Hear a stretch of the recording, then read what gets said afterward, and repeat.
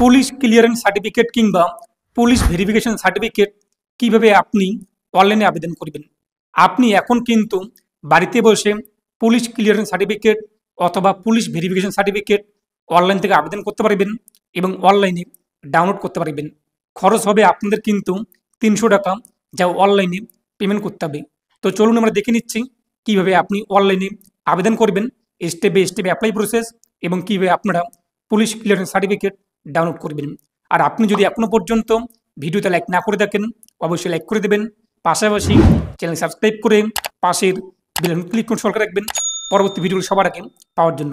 তো এই যে অনলাইন আবেদনের লিঙ্কটি আমি আপনাদের ভিডিওর ডিসক্রিপশনে করে দিয়েছি।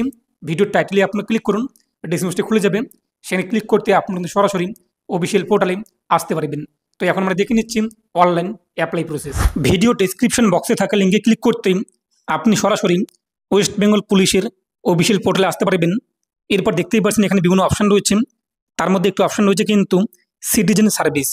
এখানে ক্লিক করবেন, তারপর দেখতেই পাচ্ছেন পুলিশ ক্লিয়ারেন্স সার্টিফিকেট। এই পুলিশ ক্লিয়ারেন্স সার্টিফিকেটে ক্লিক করবেন। আমাদের সামনে কিন্তু পরবর্তী পেজটি চলে আসবে। তো এখানে আপনি দেখতেই পাচ্ছেন অ্যাপ্লাই ফর পিসিসি, এখানে আপনি ক্লিক করবেন। পরবর্তী পেজে এই যে বক্সে আপনি টিকমার্ক করবেন। তারপর আপনি আপনার মোবাইল নাম্বার বসিয়ে দেবেন।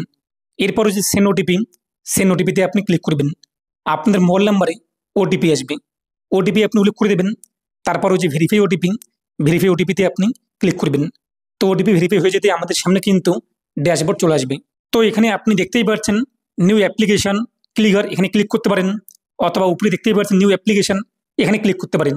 তো আপনি আপনার ইচ্ছে মতো যে কোনো এক জায়গায় ক্লিক করবেন নিউ অ্যাপ্লিকেশানে, পরবর্তী পেজটি চলে আসবে। এখানে কি করবেন, আধার কার্ড নাম্বার বসিয়ে দেবেন। তো আপনি আপনার 12 ডিজিট আধার কার্ড নাম্বার বসিয়ে দেবেন। তারপর নিচে যে বক্সটি দেখতেই পাচ্ছেন, বক্সে টিকমার্ক করবেন।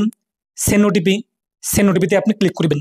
তো আপনাদের আধার কার্ডে যে মোবাইল নাম্বার লিঙ্ক রয়েছে সেই মোবাইল নাম্বারে ওটিপি আসবে, তা এখানে আপনি বসিয়ে দেবেন। তারপর রয়েছে কিন্তু ভেরিফাই ওটিপিতে আপনি ক্লিক করবেন।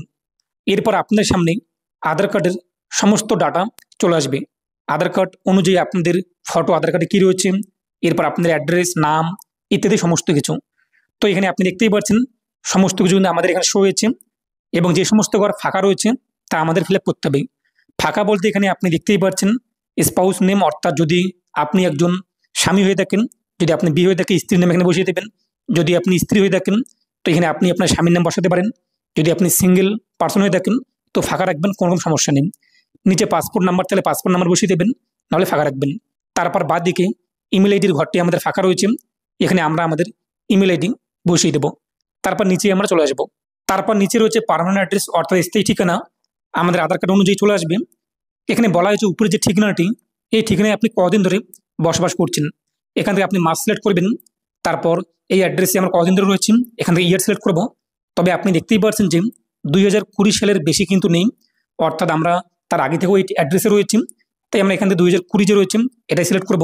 আগে কিন্তু ডেট অফ বার্থ পর্যন্ত এক ছিল, যেহেতু ইতিমধ্যে নেই, তাই আমরা 2020 সিলেক্ট করে নিলাম। এরপর এখন পর্যন্ত এই ডেট পর্যন্ত আমরা রয়েছি এখানে। এরপর হচ্ছে প্রেজেন্ট অ্যাড্রেস। তো আপনাদের পার্মানেন্ট অ্যাড্রেস এবং প্রেজেন্ট অ্যাড্রেস একই কিনা হলে আপনি এই বক্সে টিকমার্ক করবেন, অটোমেটিক নিচের ঘরগুলো কিন্তু ফিল আপ হয়ে যাবে। যেগুলো ফাঁকা রয়েছে সেগুলো আপনি ফিল আপ করতে হবে। ফাঁকা বলতে ডিস্ট্রিক্ট ফাঁকা রয়েছে। এরপর আপনি প্রেজেন্ট অ্যাড্রেসের পুলিশ স্টেশন কী রয়েছে, থানা আপনি সিলেক্ট করবেন। তারপর পোস্ট অফিস কী রয়েছে তা লিখে দেবেন। জিপি বা ওয়ার্ড কী রয়েছে তা উল্লেখ করে দেবেন।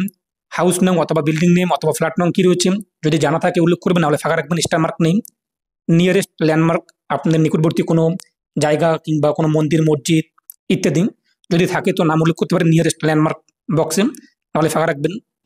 এরপর নিচে দেখতেই পাচ্ছেন আপনাদের অ্যাড্রেস সম্পূর্ণ এখানে শো হবে। এরপর আপনাদের কিন্তু একটি ডকুমেন্টস উল্লেখ করতে হবে। Please select present address proof document. তো আপনি যেখানে বর্তমান ঠিকানা উল্লেখ করলেন, তো আপনাদের কোন অ্যাড্রেস প্রুফে বর্তমান ঠিকানা উল্লেখ রয়েছে, আধার কার্ড নাকি রেশন কার্ড নাকি আপনাদের বাকি যে সমস্ত ডকুমেন্টস রয়েছে, এই সমস্ত ডকুমেন্টসের মধ্যে আমাদের আধার কার্ডে রয়েছে, তাই আধার কার্ড আমরা সিলেক্ট করলাম।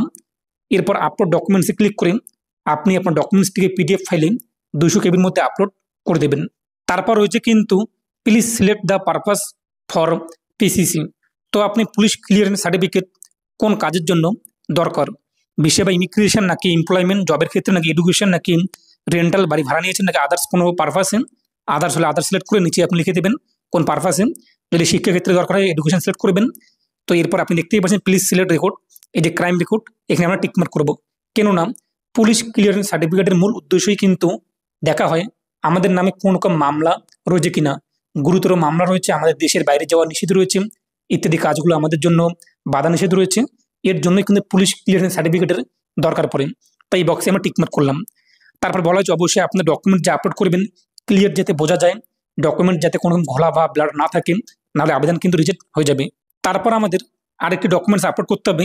নিচে দেখতেই পাচ্ছেন select document type, upload relevant document, অর্থাৎ এখন আমরা আমাদের যে গ্রাম পঞ্চায়েতের রেসিডেন্সিয়াল সার্টিফিকেট বসবাসের প্রমাণপত্র সেটি আপলোড করে দেবো, কিংবা আপনাদের কাছে যে টাইপ আপনি সিলেক্ট করবেন, এখানে যে পারপাসে পুলিশ ক্লিয়ারেন্স সার্টিফিকেটের দরকার রয়েছে সেই পারপাস রিলেটেড যদি আপনাদের যে ডকুমেন্টস থাকে তা আপলোড করে দেবেন। চুজ ফাইলে ক্লিক করে 200 কেবির মধ্যে পিডিএফ ফাইলে, এরপর প্লাসে ক্লিক করবেন, ডকুমেন্টস আপলোড হয়ে যাবে। এখন আপনাদের কিন্তু দুজন ব্যক্তির নাম, অ্যাড্রেস এবং মোবাইল নাম্বার উল্লেখ করতে হবে। তো আপনি আপনার বংশের দুজন ব্যক্তির নাম কিংবা আপনার আত্মীয় স্বজন দুজন ব্যক্তির নাম, অ্যাড্রেস, মোবাইল নাম্বার বসিয়ে দেবেন।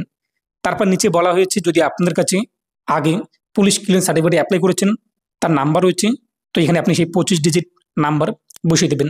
আর যদি আপনি ফার্স্ট টাইম অ্যাপ্লাই করে থাকেন সেক্ষেত্রে আপনার কাছে কিন্তু নাম্বার নেই, তাহলে আপনি বক্সটি ফাঁকা রাখবেন। তারপর রয়েছে কিন্তু সেভ অ্যান্ড প্রসেস, এই সেভ অ্যান্ড প্রসেসে আপনি ক্লিক করবেন। আমাদের সামনে একটি পপ আপ শো হবে, দেখতেই পাচ্ছেন অ্যাপ্লিকেশন নাম্বার, অর্থাৎ আমরা যে আবেদন করলাম সেই অ্যাপ্লিকেশন নাম্বার শো হয়েছে। এখন আমাদের পেমেন্ট করতে হবে, এই যে পে নাও রয়েছে, পে নাওয়ে আমরা ক্লিক করব। তো পে নাওয়ে ক্লিক করতে আমাদের সামনে পেমেন্টের গেটওয়ে চলে আসবে। পরবর্তী পেজে অ্যামাউন্ট শো হবে, পে, এই পেতে ক্লিক করবেন। তারপর পেমেন্ট গেটওয়ে এসবিআই, এখানে আপনি ক্লিক করবেন, একটি পপ আপ শো হবে ওকে, ওকেতে ক্লিক করবেন। এখন আপনি আপনার মাধ্যম সিলেক্ট করে পেমেন্টটি করে দেবেন।